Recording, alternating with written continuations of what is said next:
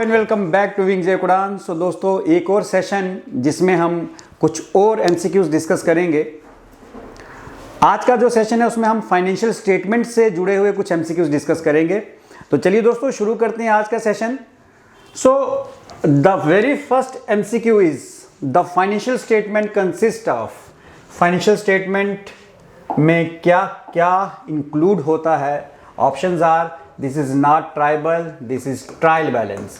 कि financial account में क्या है, ट्रायल बैलेंस होता है, या B option profit and loss account होता है, या सी ऑप्शन बैलेंस शीट होती है, या both B and C.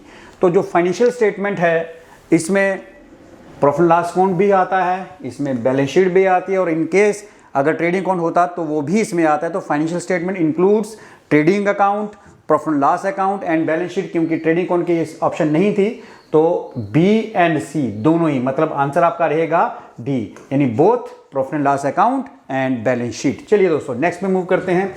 Next option is income statement includes. दोस्तों इनकम स्टेटमेंट में क्या आता है? तो जो हमारी इनकम की बात करती हैं वो दो ही हैं, ट्रेडिंग अकाउंट और प्रॉफिट एंड लॉस अकाउंट। तो इनकम स्टेटमेंट इंक्लूड्स सी, यानी both A and B. Trading account और प्रॉफिट एंड लॉस अकाउंट को हम कहते हैं इनकम स्टेटमेंट, और बैलेंस शीट को हम कहते हैं फाइनेंशियल स्टेटमेंट, पोजीशन स्टेटमेंट, और तीनों को कंबाइंड हम कहते हैं फाइनेंशियल स्टेटमेंट। चलिए दोस्तों नेक्स्ट पे मूव करेंगे। Next is Ram is the owner of a firm, he brought additional capital rupees 1 lakh to the firm, the receipt of money in business is. Ram owner है, उसने 1 लाख रुपए की एडिशनल कैपिटल दी। तो ये जो पैसा हमने बिजनेस में रिसीव किया ये हमारी क्या है? A revenue receipts, B capital receipts, C revenue expenditure, D capital expenditure. दोस्तों सबसे पहली बात ये कि बिजनेस में पैसा आ रहा है तो ये तो एक्सपेंडिचर तो कतई नहीं है। अब बात करते हैं रेवेन्यू रिसिप्ट्स और कैपिटल रिसिप्ट्स की। फर्क क्या है? रेवेन्यू रिसिप्ट मतलब वो जो रेगुलर हैं, जैसे आप अपनी गुड्स बेचते हो, बिजनेस में गुड्स को बेच रहे हो, दैट इज रेवेन्यू रिसिप्ट, या सर्विस प्रोवाइड कर रहे हो, रेवेन्यू रिसिप्ट है। तो जो रेगुलर इनकम आपके बिजनेस की होती हैं that is called revenue receipts, और जो वंस इन ए वाइल हो उसको हम बोलते हैं कैपिटल रिसिप्ट्स। जैसे हमने कुछ बिल्डिंग बेची, कोई मशीनरी बेची, ये वंस इन वाइल वाली चीज़ है, यानी 5 साल में 10 साल में एक बार होने वाली चीज़। तो ऐसी रिसिप्ट्स को हम कैपिटल रिसिप्ट कहते हैं। तो ओनर ने बिजनेस में पैसा लगाया, और ये ऐसा नहीं है कि हर महीने या हर साल के बाद लगाएगा।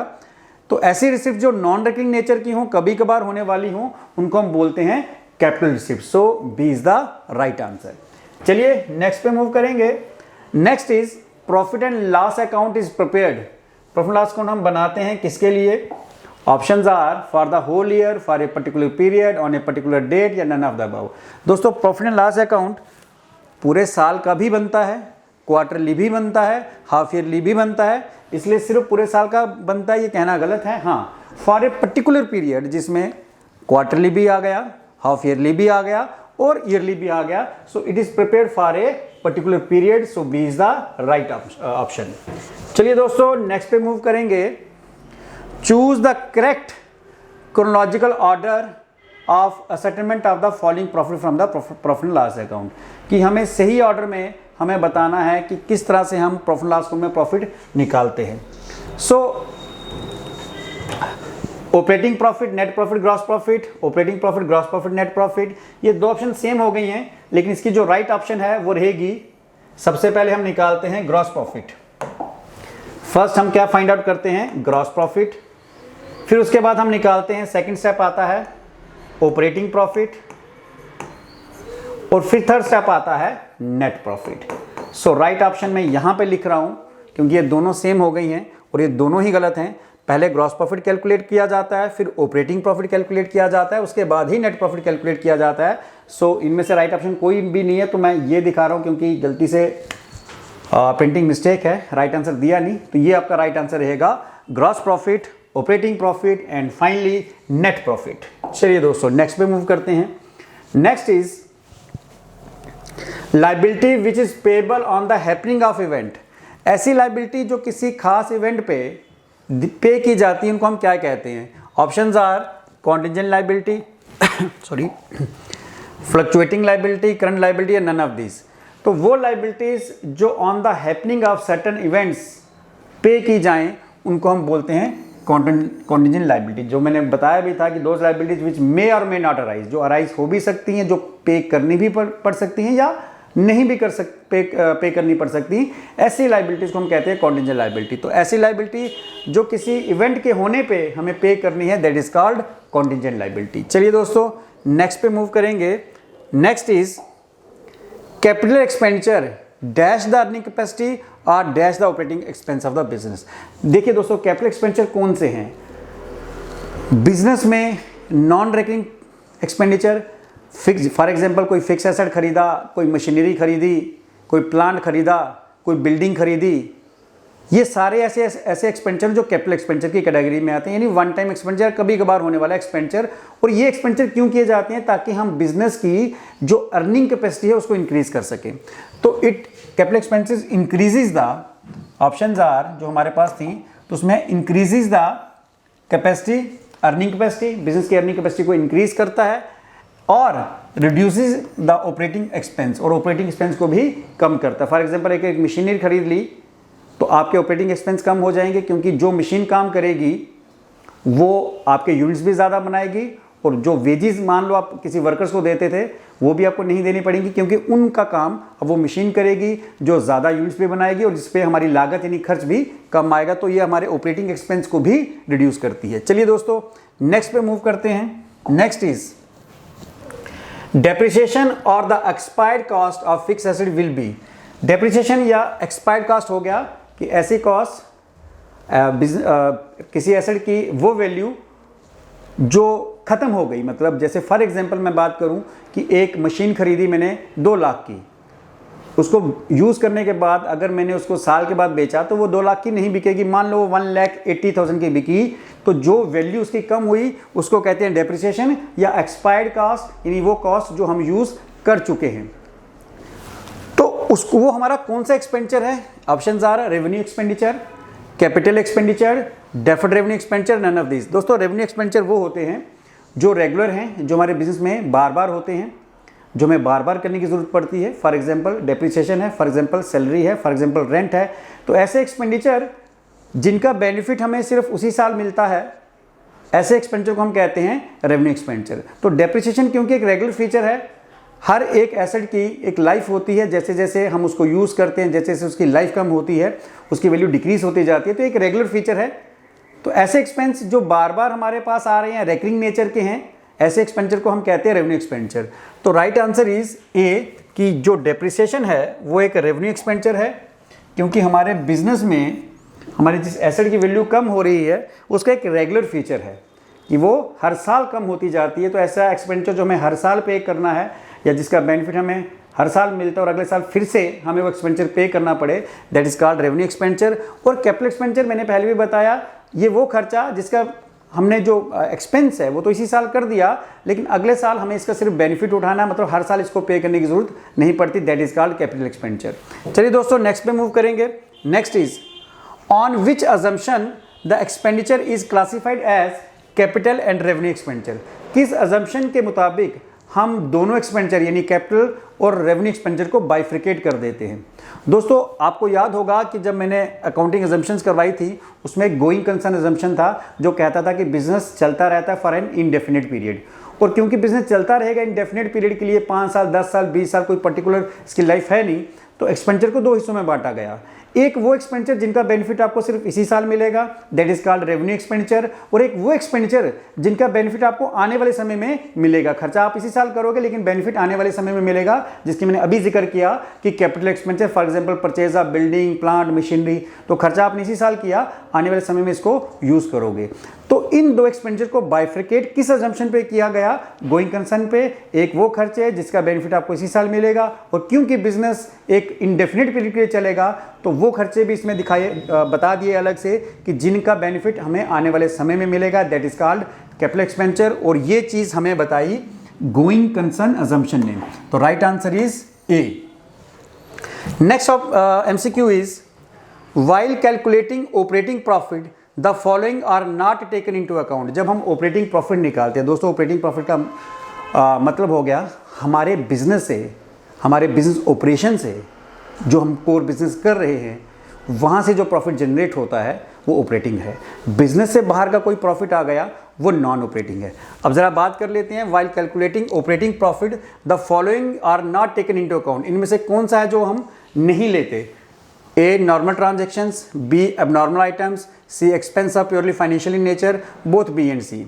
तो दोस्तों एबनॉर्मल आइटम यानी वो जो बिजनेस से रिलेटेड नहीं है, और expense of purely financial nature यानी ऐसे एक्सपेंस जो फाइनेंशियल नेचर के हैं, मतलब जैसे आपने कोई लोन ले रखा है उस पर जो इंटरेस्ट देना, तो ऐसे खर्चे जो है ऑपरेटिंग एक्सपेंस में नहीं आते। तो ये जब भी हम ऑपरेटिंग प्रॉफिट कैलकुलेट करते हैं तो ये दो तरह के जो खर्चे हैं, एबनॉर्मल आइटम्स या एबनॉर्मल लॉसेस और expense of purely financial nature, ये हम अपने ऑपरेटिंग प्रॉफिट में कैलकुलेट करते वक्त नहीं लेते। चलिए दोस्तों, next is capital gain are those profit. Capital gain वो प्रॉफिट है, options are which are earned as interest on investment, जो हमने जो इन्वेस्टमेंट कर रखी है उसके इंटरेस्ट के तौर पे मिला। Which are earn by selling of goods, जो हमें गुड्स की सेलिंग पे यानी गुड्स को बेचने पे मिला। Which are earn by selling fix asset of business, जो बिजनेस के फिक्स एसेट बेचने पे मिला। या फिर which are related to discount received from creditor. दोस्तों कैपिटल गेन यानी वो गेन जो हमारे कैपिटल एसेट हो गई फिक्स एसेट, वहाँ से जनरेट होता है। और फिक्स एसेट जो गेन है कैसे जनरेट होगा? जब हम फिक्स एसेट बेचेंगे। तो ऑप्शन यहाँ पे क्या रहेगी? ऑप्शन आपकी रहेगी which are earn by selling, जो हमें कब मिलता है? जब हम अपने बिजनेस के फिक्स एसेट बेचेंगे, वहाँ से जो हमें गेन होगा that is called capital gain. चलिए दोस्तों नेक्स्ट पे मूव करते हैं।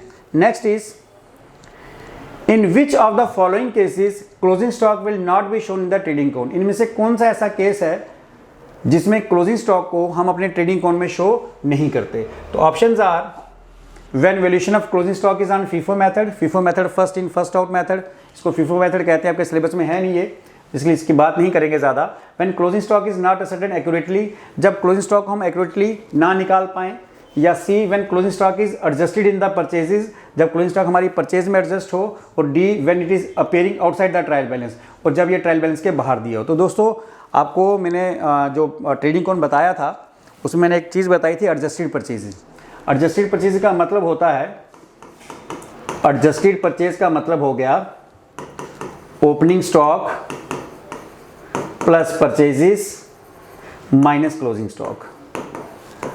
तो जब हम ट्रेडिंग अकाउंट बनाते हैं और हमें एडजस्टेड परचेज आपको गिवन है, इट मींस इसमें ओपनिंग स्टॉक, परचेज और क्लोजिंग स्टॉक ऑलरेडी तीनों इंक्लूडेड हैं, तो हमें अलग से क्लोजिंग स्टॉक को दिखाने की जरूरत नहीं पड़ती। तो जब भी हमें क्वेश्चन में एडजस्टेड परचेज दी हो, हमें ट्रेडिंग अकाउंट में क्लोजिंग स्टॉक नहीं दिखाना, क्योंकि एडजस्टेड परचेज का मतलब इसमें ओपनिंग स्टॉक भी एडजस्ट हो चुका है, इसमें परचेजेस भी एडजस्ट हो चुकी है और इसमें क्लोजिंग स्टॉक भी एडजस्ट हो चुका है, तो उसको अलग से फिर दिखाने की जरूरत नहीं है। तो ऑप्शन इज सी। चलिए दोस्तों नेक्स्ट पे मूव करते हैं। Which of the following is correct, इसमें से कौन सी है जो सही है? नेट सेल का मतलब cash sale plus credit sales minus sale return. B net sale cash sale इसको credit sale plus sales return. Net sale total sale minus credit sale, या net sale sales plus credit sale. दोस्तों net sale का मतलब cell दो तरह की, cash और credit, दोनों को टोटल कर लो। और उसमें से अगर आपके पास कुछ सेल्स रिटर्न हैं, यानी जो गुड्स आपने कस्टमर ने आपको वापस कर दी, अगर वो आप माइनस कर दो तो आपकी नेट सेल दिख जाएगी। So right answer is A, यानी cash sale plus credit sale, और उसमें से माइनस कर लो अगर आप net sale, that will be sorry sales return minus कर लो, that will be your net cell.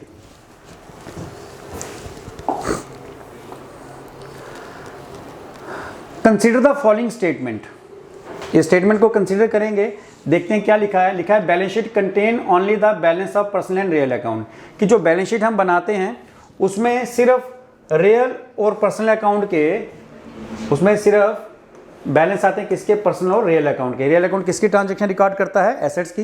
तो एसेट्स के बैलेंस, या पर्सनल अकाउंट किसी के नाम का, तो कोई भी नाम जो है, चाहे वो बिजनेस का नाम है या पर्सनल है, वो या तो एसेट होता है या लाइबिलिटी। इन शॉर्ट जो बैलेंस शीट है वो सिर्फ एसेट्स और लाइबिलिटीज की बात करती है, पहली ये। दूसरा, asset side of balance sheet is always equal to capital side.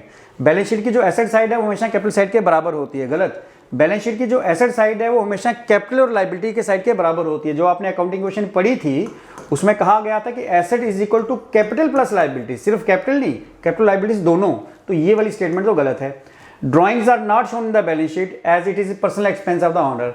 Drawing को बैलेंस शीट में शो नहीं करते, लेकिन आपने जब फाइनल अकाउंट्स में बैलेंस शीट बनाई थी तो कैपिटल में से आप माइनस कर देते थे ड्राइंग, क्योंकि ड्राइंग्स आपकी कैपिटल को डिक्रीज कर देती है, तो उसको भी शो किया जाता है, इसका मतलब ये भी गलत है। अब देख लेते हैं हमारे पास ऑप्शन क्या है। Options are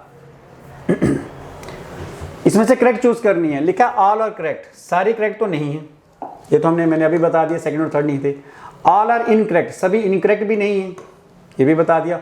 only one is correct, ये सही है कि जो बैलेंस शीट है उसमें हम पर्सनल अकाउंट और रियल अकाउंट के बैलेंस शीट शो करते हैं, तो पहली ऑप्शन यही थी, ये करेक्ट है। और सेकंड लास्ट है only second and third is correct, second and third दोनों गलत थी।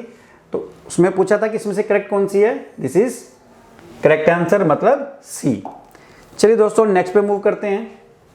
Next is which of the following statement is are true, इसमें से कौन सी स्टेटमेंट ट्रू है। पहला है revenue expenditure give benefit within the accounting period. तो रेवेन्यू एक्सपेंडिचर और कैपिटल एक्सपेंडिचर में मैंने यही बताया डिफरेंस कि जो रेवेन्यू एक्सपेंडिचर है उनका बेनिफिट हम उसी साल कंज्यूम कर लेते हैं, लेकिन जो कैपिटल एक्सपेंडिचर उसका बेनिफिट हमें आने वाले समय तक मिलता रहता है। तो options are revenue expenditure give benefit within the accounting period, सही है। Revenue expenditure are non recurring in nature, कि रेवेन्यू एक्सपेंडिचर नॉन रेकरिंग होते हैं, गलत। नॉन रेकरिंग वो हो गया जो वंस इन ए वाइल होने वाला खर्चा, कभी कभार होने वाला खर्चा जो रेगुलर नहीं है, उसको कहते हैं नॉन रेकरिंग। लेकिन रेवेन्यू एक्सपेंडिचर क्योंकि इनका बेनिफिट आपको उसी साल मिलता है, तो हर साल इनको हमें पे करना पड़ता है। फॉर एग्जांपल अगर आपने सैलरी देनी है, ये आपका रेवेन्यू एक्सपेंडिचर है। इस साल सैलरी दी, आपने सर्विस ले ली, अगले साल फिर से आपको सैलरी देनी पड़ेगी सर्विस लेने के लिए। लेकिन कैपिटल एक्सपेंडिचर में ऐसा नहीं है, आपने एक बिल्डिंग खरीदी इस साल, तो खर्चा आपने इसी साल कर दिया, अगले साल फिर से खर्चा करने की जरूरत नहीं है, अब आप उस बिल्डिंग को यूज करोगे। तो रेवेन्यू एक्सपेंडिचर का बेनिफिट आपको उसी साल मिल जाता है, और जिस एक्सपेंडिचर का बेनिफिट आपको सेम ईयर मिले वो सारे के सारे रेवेन्यू एक्सपेंडिचर कहलाते हैं। So revenue expenditure are non recurring, ये गलत है। Capital expenditure are non recurring, so choose the correct option. कहता है बोथ फर्स्ट एंड सेकंड दोनों सही हैं, गलत। सेकंड वाली गलत है, ओनली फर्स्ट इज ट्रू, ये सही है। इसने कहा ओनली सेकंड वाली तो गलत है, नीदर वन और टू, लेकिन इसमें जो पहली वाली थी वो सही है। तो right answer is revenue expenditure gives benefit within the accounting period. चलिए जी नेक्स्ट पे मूव करते हैं। Which of the following is correct, इनमें से कौन सा है जो करेक्ट है। Operating profit is equal to operating profit minus non operating expense minus non operating income, ये तो गलत है। ऑपरेटिंग प्रॉफिट ही हमें निकालना, और ये कह रहा है कि ऑपरेटिंग प्रॉफिट को ही इसी में शो कर रहा है, तो ये तो गलत है। Operating profit is equal to net profit plus non operating expense plus non operating income. देखिए दोस्तों, ऑपरेटिंग प्रॉफिट मतलब वो प्रॉफिट जो आपके कोर बिजनेस का हिस्सा है, जो आपके बिजनेस ऑपरेशन से जनरेट हुआ। तो यहाँ कहा नेट प्रॉफिट, नेट प्रॉफिट कब आता है, सारे खर्चे निकालने के बाद, ऑपरेटिंग भी और नॉन ऑपरेटिंग भी। और ऑपरेटिंग प्रॉफिट कब आता है, सिर्फ ऑपरेटिंग खर्चे निकालने के बाद। तो जब हम नेट प्रॉफिट की बात करें, इसका मतलब इसमें ऑपरेटिंग एक्सपेंस भी डाल दिए गए हैं और नॉन ऑपरेटिंग इनकम भी, सॉरी नॉन ऑपरेटिंग एक्सपेंस और नॉन ऑपरेटिंग इनकम दोनों डाल दिए गए हैं। तो अगर मैं नेट प्रॉफिट में से माइनस कर दूं नॉन ऑपरेटिंग एक्सपेंस और ऐड कर दूं नॉन ऑपरेटिंग इनकम्स, तो operating profit is equal to net profit plus non operating expense minus non operating income. अगर हम ऑपरेटिंग प्रॉफिट में ऑपरेटिंग प्रॉफिट में को कैलकुलेट करना है, तो उसमें net profit plus non operating expense और प्लस नॉन ऑपरेटिंग इनकम करें, ये गलत है। Operating profit is equal to net profit plus net operating expense minus non operating income.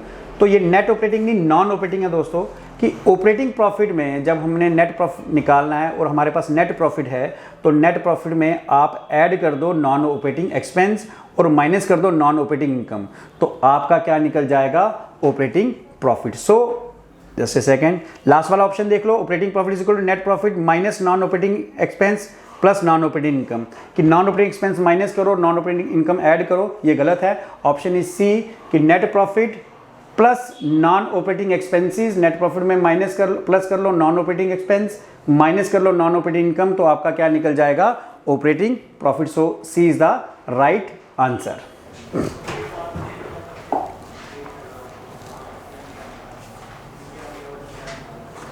Next is match the following and tick the correct option. हमें इनको match करना है और जो करेक्ट ऑप्शन है वो टिक करनी है। ये हमारे पास दो कॉलम है। सबसे पहला ट्रेडिंग अकाउंट, इसमें से देखते हैं किसके साथ मैच करेगा। Trading account for the year ended, पूरे साल के लिए बनाया जाता है, तो ये थर्ड ऑप्शन के साथ मैच करेगा। Cost of good sold second को फोर्थ के साथ मैच कर रहा है। Opening stock plus purchase minus direct expense, sorry plus direct expense minus closing stock. Adjusted purchases net purchases plus opening stock minus closing stock, और wages कहाँ पे show होती हैं, फोर्थ को सेकंड के साथ, debit side of trading and profit loss account. तो ये हमारा आंसर बन रहा है, तो देख लेते हैं इसको। अब फर्स्ट को हमने किसके साथ मैच किया था, थर्ड के साथ, तो फर्स्ट वाला थर्ड के साथ मैच है। सेकंड वाला, सेकंड था कॉस्ट ऑफ गुड सोल्ड, वो फोर्थ के साथ मैच है। फर्स्ट थर्ड के साथ, सेकंड वाला फोर्थ के साथ, उसके बाद थर्ड वाला एडजस्टेड परचेज हमारा था फर्स्ट के साथ, थर्ड वाला फर्स्ट के साथ। तो this is the right answer, C वाला पार्ट जो है इसका सही आंसर है। चलिए, C is the right answer. Next is net sales during the year 2017 is 2,85,000, gross profit 25% on sale, find out the cost of good sold. कहता है cell 2,85,000 की है और ग्रॉस प्रॉफिट 25% सेल का है। तो सिंपल आप एक काम कर सकते हो, अगर ग्रॉस प्रॉफिट 25% है, इसका मतलब हो गया कि 100 में से 25 तो आ गया प्रॉफिट, तो 75 क्या आ गई, 75% इसकी कॉस्ट आ गई। तो आप सिंपली इसको ऐसे कैलकुलेट भी कर सकते हो, 2,85,000, हमें पता है ग्रॉस प्रॉफिट 25% है, इसका मतलब कॉस्ट कितनी है, 75%। तो आप 2,85,000 का 75% निकाल लो, वो आएगा 2,13,750, और वो आंसर है बी। या आप ऐसा कर सकते हो, 2,85,000 उसका 25% ग्रॉस प्रॉफिट निकालो, तो सेल में से ग्रॉस प्रॉफिट माइनस करोगे तो कॉस्ट आ जाएगी, लंबा हो जाएगा। शॉर्ट में अगर 25% ग्रॉस प्रॉफिट है, इसका मतलब 75% कॉस्ट है, तो सीधी कॉस्ट कैलकुलेट करने के लिए कहा गया है, तो 75% कैलकुलेट कर लो, दैट विल इक्वल टू 2,13,750। चलिए दोस्तों, नेक्स्ट पे calculate the gross profit and choose the correct option. हमें ग्रॉस प्रॉफिट निकालना और सही ऑप्शन चूज करना है।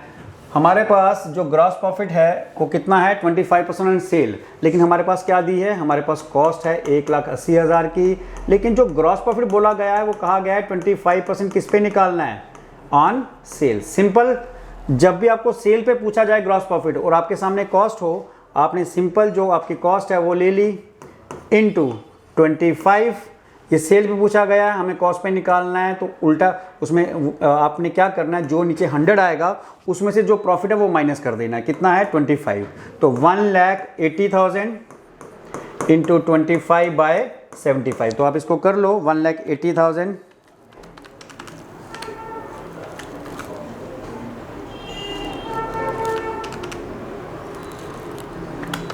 तो ये आपका आ जाएगा 60,000।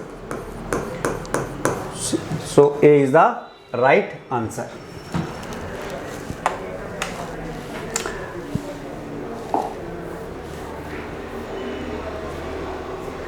चलिए दोस्तों, इसके बाद के MCQs आपको नेक्स्ट सेशन में करवाऊंगा, क्योंकि अब आज के सेशन में इतना ही, क्योंकि टाइम 30 मिनट से ज़्यादा वीडियो बनते नहीं, तो टाइम खत्म हो रहा है। तो आज के सेशन में मैं आज को इतना ही करवा रहा हूँ। नेक्स्ट सेशन में मैं बाकी के बचे हुए MCQs आपको करवाऊंगा।